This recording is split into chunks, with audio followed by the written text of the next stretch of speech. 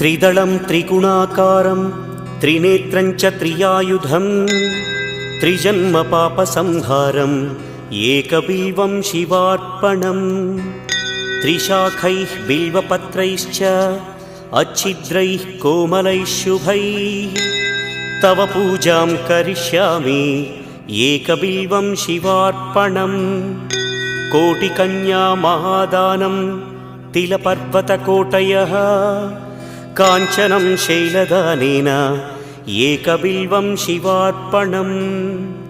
काशीक्षेत्रनिवासं च कालभैरवदर्शनम्